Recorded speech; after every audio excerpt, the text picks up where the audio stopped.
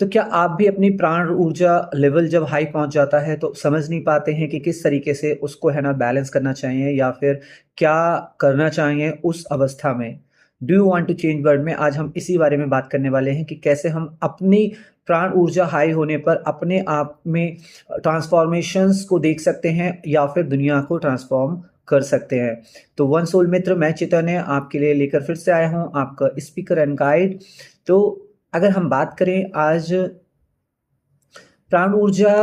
जब भी आप मेडिटेशन ध्यान कर रहे होते हैं या फिर आप है ना कभी भी है ना किसी ऐसी गोल्स या ऐसे एक्शंस में आते हैं जहाँ पर आपकी जो एनर्जी होती है बहुत हाई हो जाती है, आप बहुत एक्साइटेड हो जाते हो, या फिर आपकी बॉडी में भी बहुत ज़्यादा है ना कंपन और बहुत ज़्यादा अलग तरीके से बॉडी बिहेव करती है। जो लोग स्पिरिचुअल जर्नी में हैं, जो स्पिरिचुअल पाथ में हैं, वो लोग इन ऊर्जाओं को समझ पाते हैं, या फिर बहुत सारे समझने के बाद भी बहुत सारे अलग अलग ऊर्जा में अलग अलग टाइम पर महसूस करते हैं। और जिस हिसाब से सेल्फ जर्नी में ख़ासतौर से स्पिरिचुअल या फिर नॉन स्पिरिचुअल में भी लोग चीज़ों को महसूस करते हैं, तो समझ भी पाते हैं, नहीं भी समझ पाते हैं, उसको जस्ट वो लोग ऊर्जा के तरीके से या वाइब्रेशंस के तरीके से या कोई एक्सपीरियंस के तौर पे ही देखते हैं। तो मान के चलें जैसे कि आपके अगर है ना आपने कोई ध्यान किया, या फिर आपने कोई कलेक्टिव कॉन्शसनेस ध्यान किया, या आपने कोई ग्रुप मेडिटेशन किया, या आप किसी भी है ना गुरु का या फिर कोई भी कोर्स कर रहे हैं ध्यान से विधि से रिलेटेड, या फिर आप ऐसे कहीं पे कोई एक्सपीरियंस आपको अचानक से हो गया और आपके सहस्त्रार चक्र पे, यानी कि आपका जो ये सिर का जो ऊपर का भाग होता है, सहस्त्रार चक्र, जहाँ पे चोटी लोग बांधते हैं या फिर चोटी बनती है। तो इस भाग में मान लीजिए आपको है ना सेंसेशंस होने लगे हैं, वो चाहे है ना थोड़ी सी कम फ्रिक्वेंसी में है या ज़्यादा फ्रिक्वेंसी में है या बहुत ज़्यादा में है। तो उस टाइम पर आप किस तरीके से है ना, आपको वो अच्छा तो लग रहा होता है, उसमें आनंद आ रहा होता है, या कभी-कभी है ना कुछ लोग है ना उस चीज़ को लेके पैनिक भी हो जाते हैं कि यार ये इस तरीके से कैसे हो रहा है, ये कब ठीक होगा? मतलब उनको फर्स्ट टाइम अनुभव होता है या फर्स्ट सेकंड टाइम जो भी अनुभव है, तो वो उसको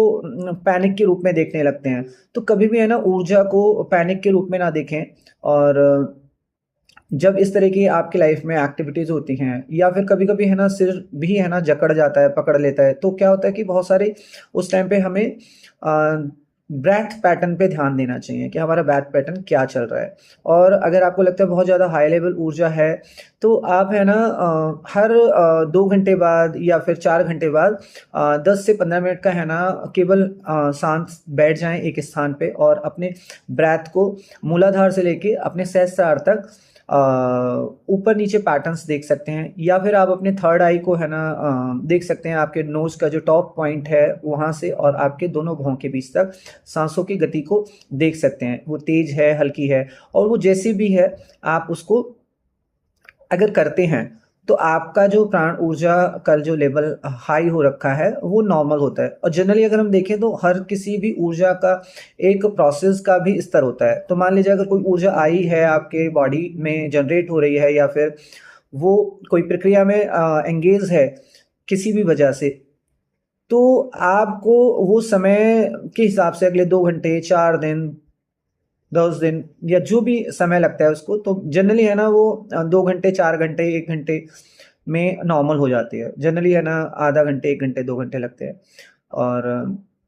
फिर जब आप उसके यूज़्ड टू हो जाते हैं तो वो आपको महसूस होती हैं और अगले 15 मिनट, 10 मिनट में फिर नॉर्मल हो जाती हैं। लेकिन इस बीच में आपको उसकी विधियाँ भी है ना सीख लेनी चाहिए। जैसे कि आप शॉर्ट जैसे मैं बता रहा हूँ, हर 2 घंटे, 4 घंटे बाद 10 मिनट की ब्रीथिंग पैटर्न्स पे आप फ़ोकस करें। अलग-अलग ब्रीथिंग पैटर्न्स हो सकते हैं, जो आपने सीखे हैं या फिर आप सीख सकते हैं उस टाइम पर। या फिर आप है ना केवल जस्ट बैठ जाएँ, कुछ भी ना करें, और आप अपने है ना मान लीजिए जहाँ पे वाइब्रेशंस हो रही हैं, बस उसको है ना वाइब्रेशंस को महसूस करें कि हाँ, वो कैसे हो रही हैं, क्या हो रही हैं। अगर आपको कोई और भी मैसेज डाउनलोड होता है या कोई भी है ना इन्फॉर्मेशंस वहाँ पर आती है पिक्चर्स के रूप में, वर्ड्स के रूप में, या फिर साइंस के रूप में, या फिर अंदर कोई भी एक आपके हृदय में या कोई वर्ड आ रहा है, तो उस वर्ड का संकेत आपको आप गूगल भी कर सकते हैं, या आपका कोई साइकिक फ्रेंड्स हैं तो आप उन साइकिक फ्रेंड्स से पूछ सकते हैं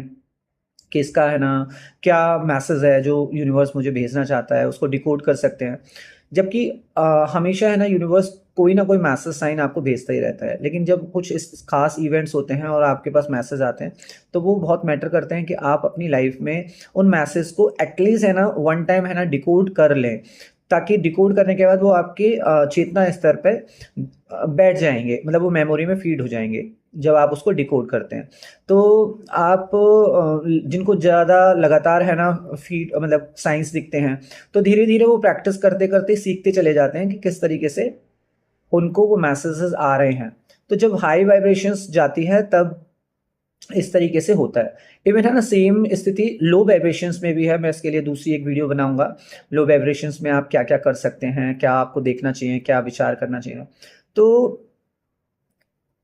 हाई में बस आपको स्थिर रहने का प्रयास करना होता है, या फिर आप अपने डेली रूटीन के जो काम हैं आप उनमें लग जाएं, या फिर आप है ना जो भी अदर पैटर्न्स हैं जैसे म्यूज़िक है, म्यूज़िक में भी आप मंत्र वगैरह जो होते हैं आप उनको सुन सकते हैं, ताकि है ना, और या फिर मंत्रों का आप मेडिटेशंस वगैरह भी कर सकते हैं। आप अगर उस एनर्जी को और बढ़ाना चाहते हैं, थोड़ा और चैनलाइज करना चाहते हैं, तो मंत्रों के द्वारा आप उनको कर सकते हैं। और केवल ओम नमः शिवाय का भी आप अगर जाप करते हैं उस टाइम पर, तो भी है ना वो एनर्जी अगर और इंक्रीज होनी है और अपने चरम पे आनी है, तो वो आपके लाइफ में थोड़ा सा, मान लीजिए एक लोटस आपका सहस्त्रार्स का अगर वो बड़ा हो रहा है, खिल रहा है, उसकी पंखुड़ियाँ खिल रही हैं, तो वो और किस स्तर तक खिल सकती हैं, कितनी और ट्रांसफॉर्मेशन उसके आ सकते हैं अंदर। तो वो सारी चीज़ें आप नमः शिवाय जाप का, या आपका कोई भी और भी आप मंत्र ले रखा है, तो वो मंत्र उस पर्टिकुलर जिस स्थान पे आपकी वाइब्रेशंस है रख के जाप कर सकते हैं। और साथ के साथ जब मान लीजिए आपकी वाइब्रेशंस, इससे आपके और डायमेंशंस ओपन्स खुलते हैं, चीज़ें होती हैं। और इसको बहुत ज़्यादा है ना, मतलब एक अपने ईगोज़ में नहीं लेकर आना चाहिए कि मेरे साथ तो इस तरह से घटित हो रहा है, सामने वाले के साथ कम हो रहा है या ज़्यादा हो रहा है, या फिर डाउट भी नहीं आना चाहिए कि यार मेरे साथ ही ऐसा क्यों हो रहा है, दूसरे के साथ होता है नहीं होता है, दूसरों से फिर आप पूछने जाओगे। तो इसमें आपके जो मेंटोर होते हैं या फिर मेंटोर मित्र होते हैं, तो उनके साथ आप जनरल डिस्कशन कर सकते हैं। जरूरी नहीं कि आप हर बात उनको बोल के बताओ, और उनकी लाइफ के अनुभव के अनुसार, वो उनके लाइफ के अनुभव के अनुसार उन्होंने सीखा है, चाहे अपने इंटरनल सीखा है या एक्सटर्नल सीखा है, तो आप के लिए वो पर्सन की मेंटरशिप की जो डिकोडिंग है वो एक तरीके से एक्सटर्नल है। और जब तक आप इंटरनल डिकोडिंग करना ना सीख जाएं, तब तक है ना आप उस पर ऑथेंटिक ना हो। मतलब बाहर की जितने भी एक्सटर्नल चीज़ें होती हैं आप उस पर ट्रस्ट कर सकते हैं, आप ट्रस्ट कर भी सकते हैं, नहीं भी कर सकते हैं, इट्स अप टू यू। कौन से, मान लीजिए आपने 10 अपने फ्रेंड से अलग अलग तरीके से डिकोड किया और अलग अलग बातें सुनने में आती हैं या कुछ कॉमन आती हैं, तो आपके ऊपर डिपेंड करता है कि आपकी ट्रस्ट किस पे ज़्यादा जा रहा है और कैसे जा रहा है, या आप किससे ज़्यादा अटैच्ड हैं, उसके भी जिससे ज़्यादा अटैच्ड हैं, और उस कारण भी उसके ऊपर ट्रस्ट ज़्यादा जाता है। और तीसरी चीज़ है कि सरेंडर, आपका भाव है ना किस वाली है ना बात पे सरेंडर कर रहा है, किस डिकोड पर सरेंडर कर रहा है। तो सेम चीज़ आपको इंटरनल लेवल पर भी करनी होती है। तो जब हाई वाइब्रेशंस हैं, तो आप जब भी कोई मैसेज डिकोड कर रहे हैं, तो बाहर के डिकोड आप पता कर सकते हैं, आपको अगर कुछ साइंस मिल रहे हैं या चीज़ें हैं, लेकिन आप इंटरनल लेवल पे जितना प्रैक्टिस करेंगे, उसको समझने का कोशिश करेंगे, तो खुद से सेल्फ प्रैक्टिस से भी आप चीज़ों को समझ सकते हैं। जब आप अपने अंदर की इनर हायर सेल्फ से जुड़ते हैं या डिवाइन यूनिवर्स से जुड़ते हैं, तो आप ज़्यादा चीज़ों को समझ पाते हैं, विजडम को ज़्यादा ईजिली अपने पैटर्न के हिसाब से समझ पाते हैं। मेजरली क्या है कि अपनी सेल्फ जर्नी को हमें अपने सेल्फ ऑथेंटिसिटी से ही समझना होता है। वहाँ पर आपको बाहर एक्सटर्नल डिवाइन या फिर एक्सटर्नल गुरु तत्व, एक्सटर्नल